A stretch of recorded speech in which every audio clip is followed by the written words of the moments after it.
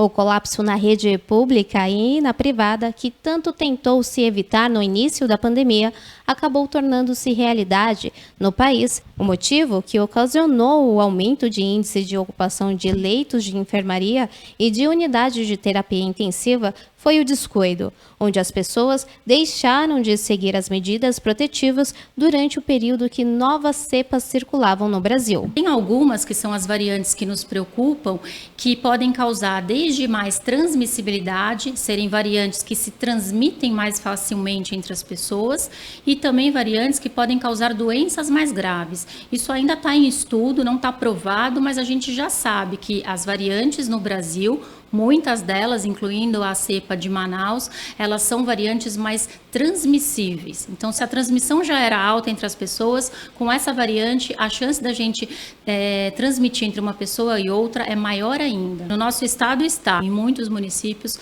essa cepa já está circulando. E circula por quê? Porque as pessoas circulam, na verdade.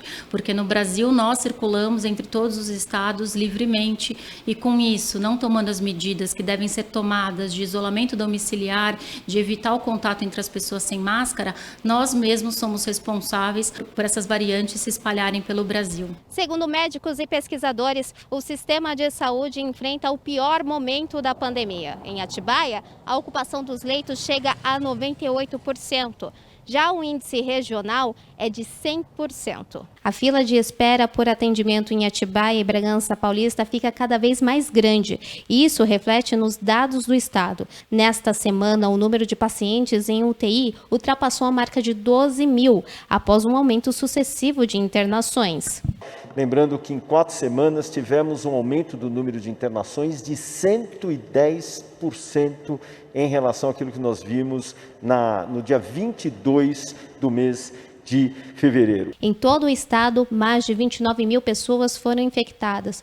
Os índices são da última segunda-feira. O crescimento desenfreado acontece no país após medidas restritivas serem deixadas de lado em um período que as pessoas comemoravam as festas de fim de ano. A gente teve aqueles 2 meses que todo mundo achou que estava tudo indo ficar tudo maravilhoso, setembro, outubro, e com isso, infelizmente, as pessoas já cansadas pararam ou diminuíram muito as suas medidas de prevenção pessoal. Em novembro, a gente começa a ter o começo da segunda onda. A partir da segunda quinzena de novembro, os casos aumentam numa velocidade que acelera ainda mais após as festas do final do ano, em que as pessoas também não respeitaram, não pensaram na doença, não pensaram em se proteger, e apesar de alertadas, e com isso, janeiro, fevereiro e março, a gente ainda está numa subida dessa segunda onda. A gente ainda nem pode falar do final de uma segunda onda, porque a gente ainda, eu diria que está no auge dessa segunda onda.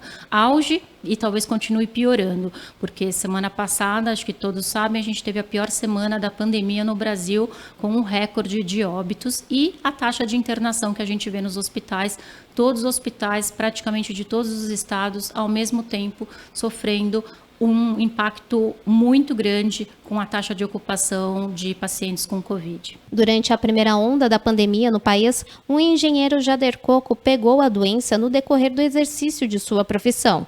Na época, fora do seu estado, com poucas informações sobre a doença, só acarretou em um diagnóstico demorado. Jader só conseguiu confirmar que tinha sido infectado com o novo coronavírus quando retornou para Atibaia, uma semana depois dos primeiros sintomas. Eu voltei para casa, assim chegando no aeroporto aqui em São Paulo, a Mirella me pegou e fomos direto para o AMO, pro hospital. Eu falei, vamos passar lá para fazer uma tomografia, tirar uma chapa do pulmão para ver o que está acontecendo. Eu estou achando que eu estou com pneumonia. Aí chegando, conversando com o médico e relatando tudo o ocorrido, ele falou para nós, ele está com Covid, é 100% que é Covid. Mas nós vamos fazer os exames para dar certeza que é Covid ou não. Aí fizemos a tomografia, aí deu quase 90% a 100% de que o pulmão já estava tomado já. A mulher até pediu para mim ir embora para casa, mas falou, de jeito nenhum. Acha que eu vou mandar ele para casa? Não posso.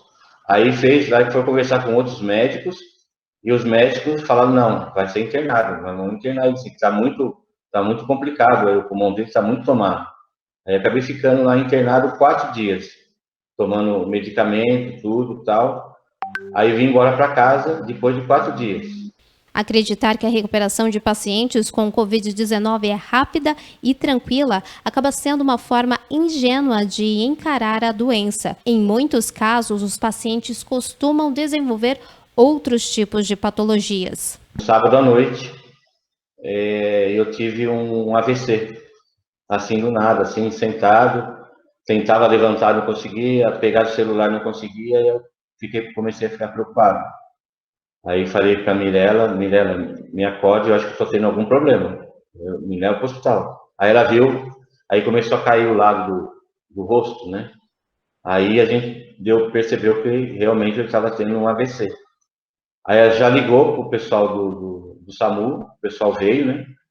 Aí já tirou já a minha pressão, tirou a parte de diabetes, e eu estava com quase 600, quase 700 de diabetes naquele momento. E aí me levaram direto para o hospital. Chegando lá no hospital, aí fizeram todos os exames possíveis, tudo tal, aí me internaram, né? Eu fiquei internado na UTI. Aí depois, até fazer todos os exames possíveis, né? Neurológicos, tal, de movimento.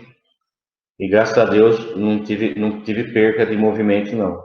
Foi só um pouquinho da fala que... Comprometeu.